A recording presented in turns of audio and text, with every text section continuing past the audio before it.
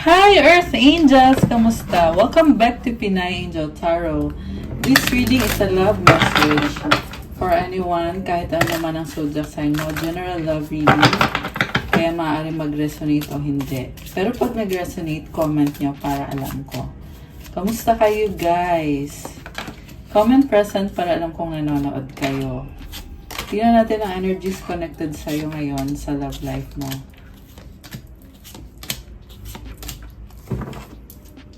Okay, start tayo with angel numbers. Ano angel numbers for you? This time we have, wow, 999, release. Endings are new beginnings in disguise. An ending symbolizes the closure of one door and the opening of another. The whisper is reminding you to release and allow. It is in the release where the magic happens. Affirmation, doors open for me where others have closed, bringing transformation to my mind, my body, and my soul. So, merong transformation na nangyayari ngayon.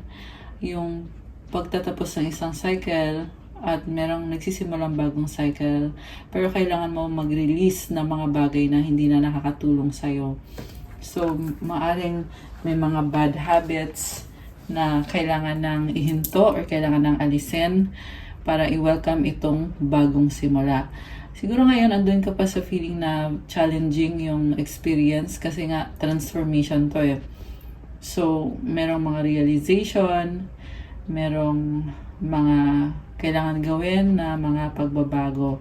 Pero ang sabi dito ay habang nire-release mo daw yung mga tapos na or yung mga bagay na hindi para sa'yo, meron daw nangyayaring magic. So, comment nyo dyan to affirm, doors open for me where others have closed. Ayan. I welcome transformation to my mind, body, and soul. Okay. Isa pang angel number. Ano pa ang angel number? Okay. 111, destiny. Follow what you feel. Listen as your intuition helps to guide you to what you are manifesting. The inner whispers are helping you create all that you desire. Listen, lean in, and follow your soul. Affirmation, life is always happening for me. I am allowing myself to lean into what feels good. Ayun guys, kung ano daw yung nararamdaman mo, yun daw yung gawin mo or yun yung pakinggan mo. At pakinggan mo daw yung intuition mo. Kasi tinutulungan ka at ginagabayan ka sa kung ano yung minamanifest mo. And tinutulungan ka para mangyari or gawin yung kagustuhan ng puso mo. Makinig ka daw at i-follow mo daw yung soul mo. Yung affirmation mo dito is, I allow myself to lean into what feels good. Masyadong mahaba, no? So, pwede i-comment nyo na lang dyan. Claim destiny. I love it! Destiny 111. Okay, claim destiny guys. Comment nyo dyan. Isa pa. So the last one is 1010 growth. Spiritual awareness is opening you to all that you are ready to see. Your destiny is being fulfilled. Keep your intentions pure with your eyes looking ahead. And you will continue to increase the growth that is here. Affirmation, the more I invest awareness in my growth, the closer I continuously become to the outcomes I am seeking. Alam mo, meron ng growth sa'yo ngayon. Pagpatuloy mo yung ginagawa mo. Kasi, binubuksan kayo, lumalakas yung intuition mo ngayon. And also, dapat pure yung intention mo. So, comment, claim growth. Okay. So, from the tarot, tingnan natin. Overall energy is the Hermit. Okay, ngayon mas gusto mo mag-isa. Kasi priority mo kung ano makakabuti para sa'yo.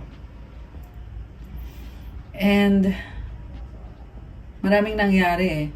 Pero, umiiwas ka dito kasi mas mahalaga ka kaysa dyan sa chaos na yan na nangyayari sa paligid mo. At kailangan mo i-preserve yung sarili mo, i-protect yung sarili mo. Okay, Hermit. So, ang energies dito, we have Ace of Swords, 5 of Rods, 10 of Swords, 9 of Rods, 4 Four of Pentacles. And then Four of Cups, the World, Magician, Tower, and the Hanged Man. Okay, ikaw, this is a breakthrough connected sa person mo na nagkaroon ng conflict. So, maaring may mga taong involved. This can be a third-party situation. Very complicated. Na nagkaroon ng ending. Na you feel na you were backstabbed. You are so frustrated. Nine of Rods. Pagod ka na. Fed up ka na. Four of Pentacles. You want to protect yourself. You want to take it slow. Ayaw mo munang parang gusto mo munang mag-isolate. You don't want to put yourself out there. Kasi nga nasaktan ka eh. So, you want to preserve your energy, your sanity. You want to protect yourself, protect your career. And, alam mo, itong breakthrough na to is actually nagdadala ng blessing sa'yo kahit masakit siya. Oo, nasaktan ka dito, pero kailangan mangyari nito eh. So, nagsistruggle ka ngayon kasi ang daming changes na dala nitong pagbabago na to. So, maaring nagkagulo kayo ng taong ito. Mahal mo tong taong to eh. Kaya nga kayo nagkaroon ng conflict. Kasi gusto mong ipaglaban yung relationship nyo, pero for some reason hindi nag-work out. Meron cheating na nangyari, backstabbing, kung ano man yan specifically. Pero talagang you are struck behind your back. Ayan. At, nakikita ko dito, pinag-aaralan mo eh. Merong kang kausap dito, siguro nagpa-advise ka about sa nangyari sa'yo. Kung ano bang gagawin dito, bakit ginawa sa akin to ng person ko. Okay, Nine of Rods. So, ayun na nga, you are fed up. Natuklasan mo yung ginawa sa'yo. So, you want to block the person, you want to shield yourself. Kasi, during the relationship, ikaw din yung talagang nag-effort ka dito. Ginawa mo yung best mo. Pero unappreciated. So, siguro, sinasabi lang ng angels mo na, oo, sugatan ka pa ngayon, mag-heal ka muna, take your time. Take your time muna kasi malaking pagbabago to sa life mo. Kasi mukhang nasanay ka eh. Nasanay ka dito sa taong to, siguro naging komportable ka. At ngayon na ganito na nga yung sitwasyon, kailangan mo syempre nag-a-adjust ka, mag-isa ka na lang. Ayan, nagkaroon ng separation. Kailangan mo i-nurture yung sarili mo, mahalin yung sarili mo. So, ito na nga, Hermit. You hide yourself, you isolate yourself. Naka-hoodie siya eh. So, you are protecting what you have in your mind. Yan kasi nakatakip sa head mo. So, pinoprotektahan mo muna. Nasa point ka pa lang na mas mahalaga sa'yo yung self-love, self-care, and clarity as to kung ano talaga yung makabuti para sa'yo. Okay. Oh my gosh! Two of Cups yung nasa... Okay, nagulat lang ako. Kasi this is actually a good card. Kasi yung mga cards dito more on self-love. Pero ngayon, nakita ko dito. Yan natin guys. Two of Cups, Three of Cups. So, there's possible na meron kang kausap eh. Okay. Nagdadala ng love, positivity.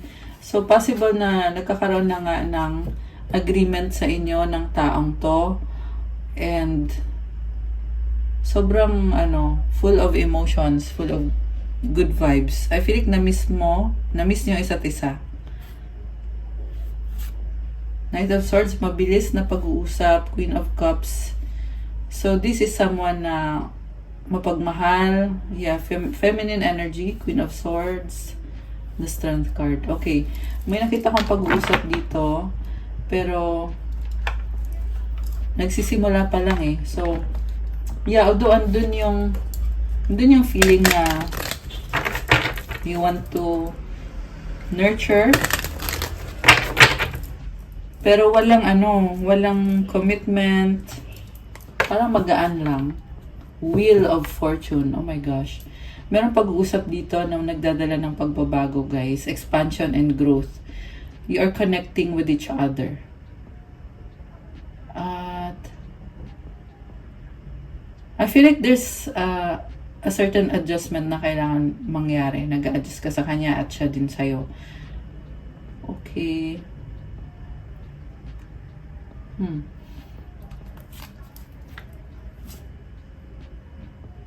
Page of Rods. Okay. The Moon.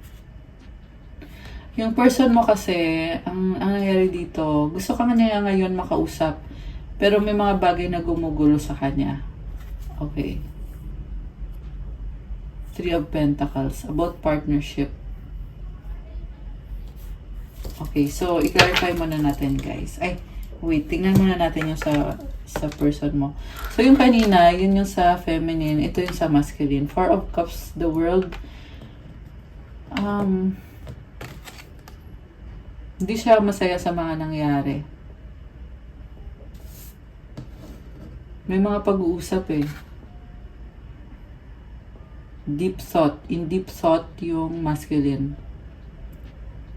Nagkaroon siya ng mga realization dito eh. Alam mo, nakita ko sa kanya, hindi siya makamove on. Pero eventually, nagkaroon din ng ending dito.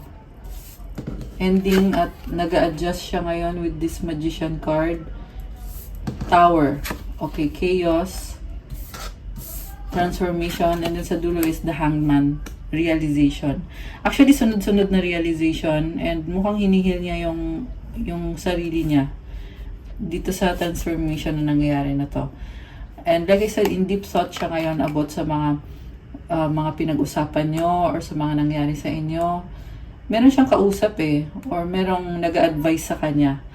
At yung mga advices na yon ay talagang ina-analyze niya bakit kaya ganito yung nangyari. Malungkot siya dahil nagsisisi siya sa mga nangyari, mga ginawa niya, or yung mga realization niya ngayon.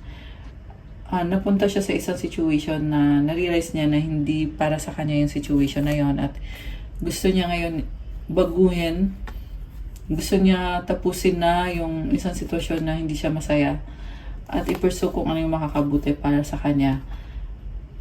So, like I said, sunod-sunod yung transformation kasi kita mo naman the world, tapos biglang Magician, tapos biglang Tower, tapos the Hangman. So, sunod-sunod na changes. And the reason kung bakit ito yung nasa dulo, the Hangman, is nasa point siya ngayon na tinitingnan niya sa ibang angulo yung situation, na kung dati sobra siyang na-trap dun sa situation na yon na hindi niya nakita yung mga actions na ginagawa niya, or kung alam man niya yung ginagawa niya pero hindi niya nakita yung big picture, hindi niya kinonsider yung nararamdaman mo.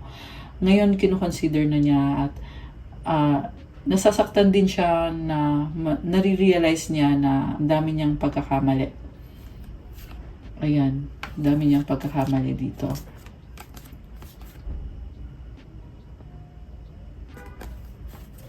Okay. So, verify natin, guys. Anything else na kasi yung person mo dito ayaw niya mawala ka eh. So, tingnan natin na bakit. Empress, Wheel of Fortune, Queen of Rods. Oh my gosh. Page of Rods. So, may gusto siyang sabihin sa'yo. Malungkot pa rin siya dito. Hindi niya kayang mawala ka. May attraction pa rin.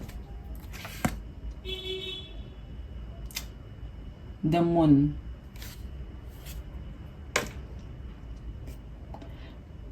Parang nasa point siya ngayon na pinapahinga niya yung isip niya at gusto niya mapag-isa lang. Okay. So, ay, saan na yun? Ito pala.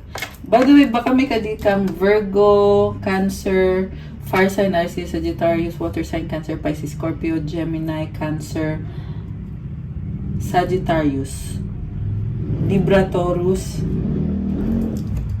Air sign, Gemini, Libra, Aquarius. Yun yung malakas na sign. sa ngayon, although this can be any sign.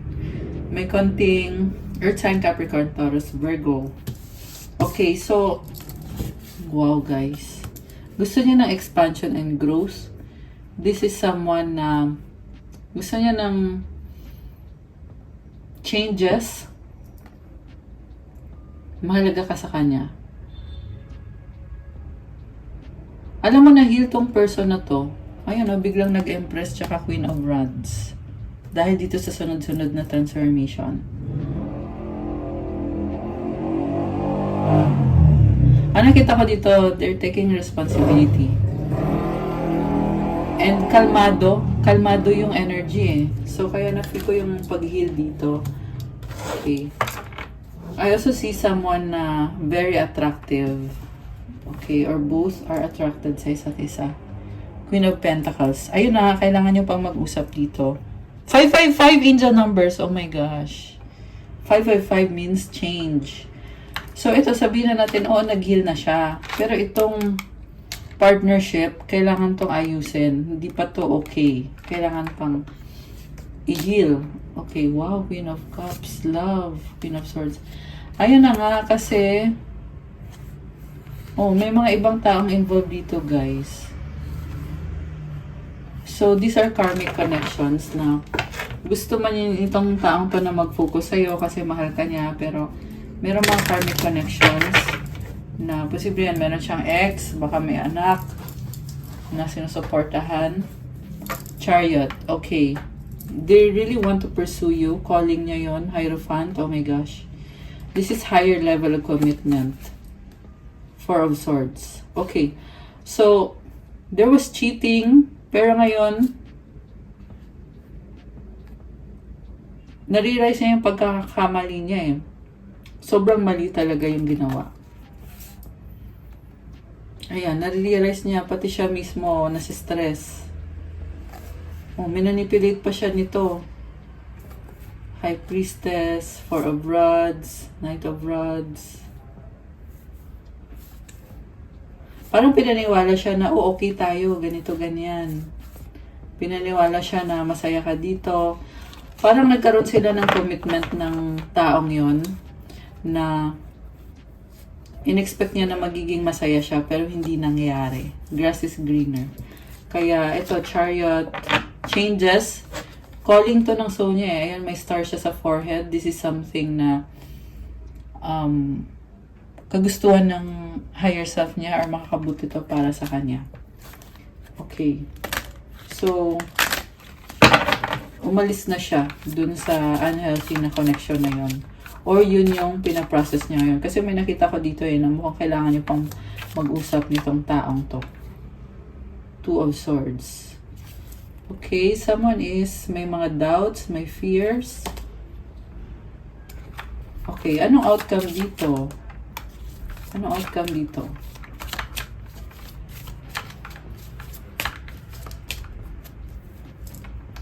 The outcome is, wow, Emperor and the Fool. Two of Swords. Wow. Alam mo itong masculine energy? Grabe. Sana kita ko kasi gusto kanya talagang i-pursue at andun pa rin yung fear. Pero at the same time, this is someone taking responsibility. Okay. Binubuksan niya yung isip niya eh. So, I feel pinag-aaralan niya din to. Na feeling niya talagang nagmukha siyang tanga. May ganun eh. Kasi andyan yung the Fool eh. So, feeling niya nagmukha siyang tanga dahil sa mga nagawa niya. Okay. Love energies. We have right path. Love is a beautiful journey and you're on the right path. Okay. Kasi gusto niya i-pursue ito. At right path yung lumabas. Attraction. You are attracting the right person at the right time into your life. Wow. Maganda nga yung energy niya kasi the Emperor is someone na talagang malakas ang confidence. This is masculine energy. Oh, wow. Romance. Romantic surprises are on the horizon. Be open to them. Wow. So, Gusto niya makipag-ayos sa'yo, namimiss ka niya. Namimiss niya yung touch, yung physical touch. Celebrate today, celebrate the love you share with those who matter most. Okay, last one. Individuality, be wary of possessive partners, maintain your individuality. Trust, guard your heart, not everyone deserves your trust. Okay. Gusto niya mapag-isa kasi may mga trust issue. Okay. Adventure, seek adventure together. It adds excitement to your journey. Wow. So, may trust issue. Okay, ikaw naman. Ano naman? Ano yung love energies mo? True love. A deep and enduring connection going beyond superficial attraction. So, habang siya ay nagda-doubt sa'yo, ikaw naman ay positive yung vibe mo dito. Naniniwala kang malalampasan nyo yung mga challenges nyo. Nurture your relationships like blooming flowers, they will flourish. Okay, pareho magaganda yung flowers. Alam mo, nakita ko dito mag-ingat ka, medyo mag-ingat ka. Parang, parang naloko ka nitong taong to. Ayan. So, take it how it resonates, guys, ha. Alam ko kasi true love, positive to, Kaso lang, may nakita kong signs dito na sinasabi na slow down. Slow down, masyado kang, nagpapadalos-dalos. Yung babae. Okay. Isa pa. For the feminine. Surprise! Romantic surprises are on the horizon. Be open to them. So, maging open ka daw sa possibility. Baka kasi may balak na i-surprise ka. Sparks. Keep the sparks flying. Surprise each other with gestures of love, illusions. Be aware of love's illusions. Ito na nga. Ayun, mag-ingat ka. Kasi meron pang hindi na-heal dito. So, okay naman yun na magkaroon kayo ng pag-uusap kasi kailangan talaga. Kasi pag nangyari itong partnership na to, there will be positive changes. Okay? Yung nga lang, kailangan mong mag-ingat kasi illusion. So, be aware of those illusions, see reality clearly. May mga hindi pa siya sinasabi sa'yo na dapat mong malaman. Kaya ka pinag-iingat. 2233, angel numbers. So, alamin mo muna kung ano yung mga kailangan mong malaman tungkol sa taong yan. Intuition, heart song, telepathy, inner knowing. Alam mo, obsessed sa'yo tong taong to. Parang pinapantasya ka nitong person mo. Withdrawn, single, lonely, solitary, obscurity, secrets, mysteries, concealing. So, gusto niya mapag-isa. Kailangan niya buksan yung puso niya. Feeling niya kasi hindi mo siya matatanggap yung totoong siya. Kaya siya natatakot. Mas pinipili niyang parusahan yung sarili niya. Ayun kasi nakikita ko parang pinaparusahan niya yung sarili niya.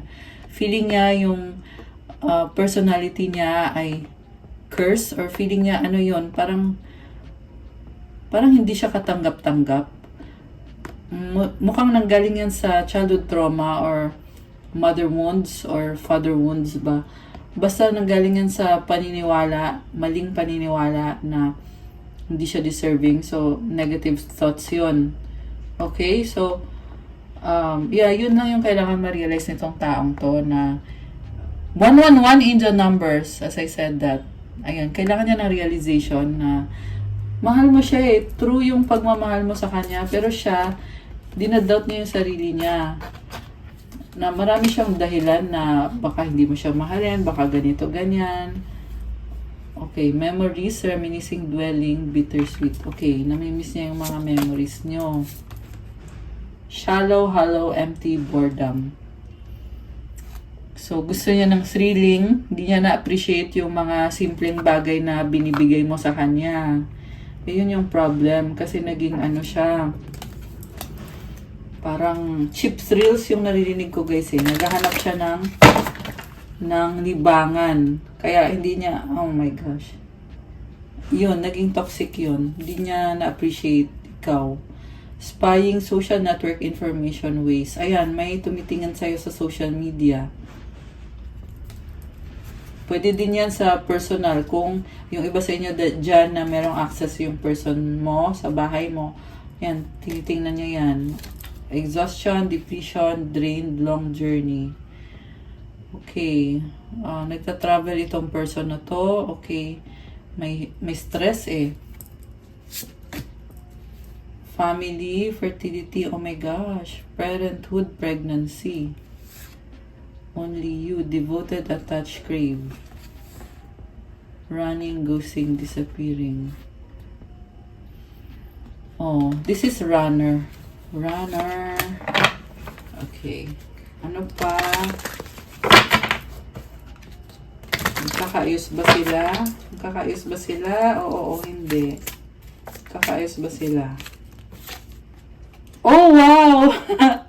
Yes, agad, oh. Commitment, marriage, promises, fidelity. Okay. Sorrow. Oh, my goodness. Bakit naman ganon? Loss, grief, depression, attraction, spark, passion, chemistry. Malungkot siya. Elusive, dishonesty, deception, trickery.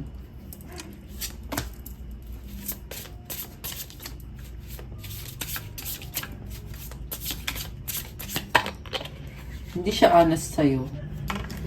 Ang dami niyang fear. So, yun yun. If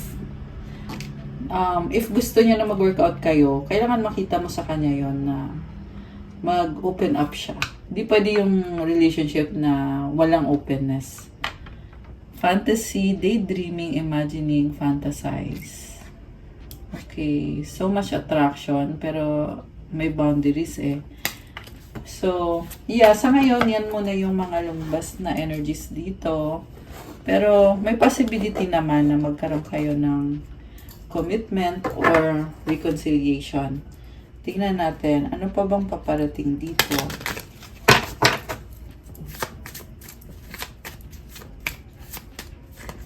Okay, we have open your heart. It will help you attract more love. Water sign, Cancer, Pisces, Scorpio.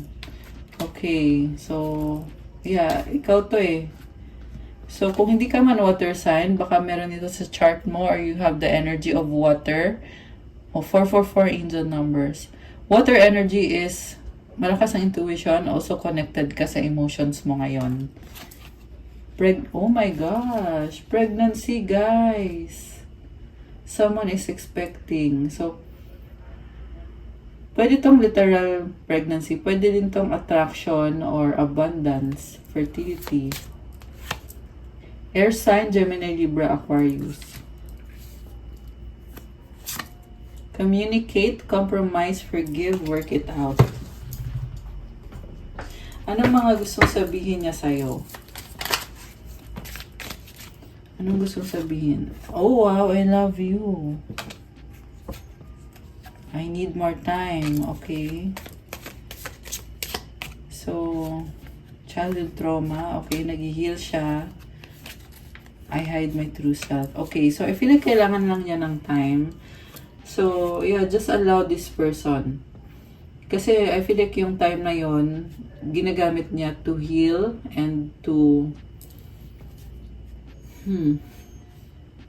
love himself. To love themselves, himself or herself. I appreciate you. I wish things were different. Okay. Yeah, nag-heal na siya. Parang wish ka niya. Nag-heal siya kasi meron siya nitong childhood trauma. So, yeah, kailangan niya ng time. Okay, ano pa? Anything else? Being near is intoxicating. You are my peace. Wow.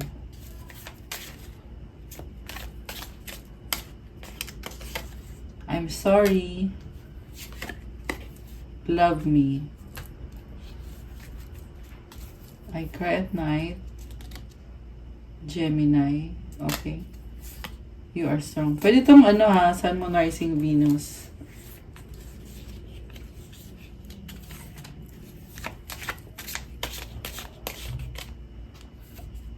We have to unite. Okay. Anong advice? Advice para sa ating mga lovely viewers. Okay. Unahin natin yung sa person mo.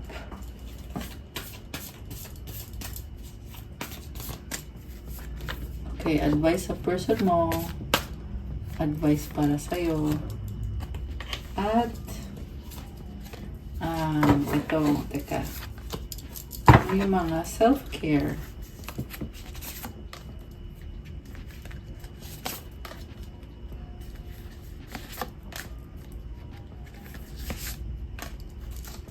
So, we have here, make an altar and burning bowl ritual. Oh, intensa.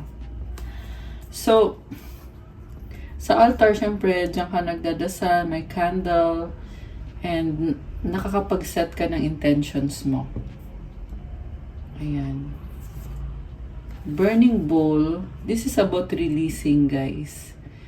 Yung burning bowl kasi susulat mo sa paper ano yung mga bagay na nire-release mo sa buhay mo. Ano ba yan? Tao ba yan? Lugar? Toxic habits? Kaya mo yung ginagawa to make space for new things that will come your way. And I can sense the new beginning for you. Maraming bad na nangyari. Kaya lumabas tong card na to kailangan mo ng releasing. Make it God's. Release the idea of my as soon as you start to say the money, the relationship, the job, freedom arrives. When there's no grasping, the right actions get shown. Free me from the prison of my dear Lord. So, wag mo daw kontrolin na lahat. I-release mo daw yon. Kasi, surrender mo daw kay God. Pag sinurrender mo yan kay God, yung mga bagay na yan, papakita sa'yo kung ano dapat mong gawin. Siyempre, mag-pray ka. Okay? Huwag mo daw angkinin. Okay. So, actually sa person mo yon. Ito yung para sa'yo. Although, pwede namang baliktad, guys. Okay, so, wow, look to the stars. So, ito, kagaya nito, nakikinig ka ng tarot reading. It's like looking at the stars. Ano ba yung mga astrological transits na nakaka-affect sa energy mo, yung movement ng moon. And, ito, may mga manifestation ka, may mga stars. Diba? Drink tea. Okay, nice. You are detoxing. Yung detox kasi ay nakatulong yan kasi you're also making space for your manifestation. And, syempre, healthy siya sa katawan, healthy din siya sa spiritual. Abundance! Oh my gosh! You have abundance, divine beloved. Please show me how to feel fully deserving to receive. I release my ego's plan and open to being a vehicle for abundance. This is so nice. Comment, claim abundance. Comment, thank you God and thank you universe. So palagi merong thank you yan, guys. Kasi the more na nagpapasalamat ka, the more din na dumadami yung blessings. And also, i-share mo din sa iba. Kasi the more din na tumutulong ka, the more din na binibigyan ka. I love it. Okay, guys. That's all for our love message for tonight. Thank you for watching. Please like, comment, and subscribe and hit the notification bell. And i-share nyo na din sa mga friends nyo para dumami tayo dito sa channel. Thank you so much sa support nyo. Also, kung gusto niyo ng private reading, may bayad po yun. Tingnan niyo na sa description box, nakalagay dyan. You can... 11! Oh my gosh! And you can reach me sa Viber or sa WhatsApp para mas mabilis.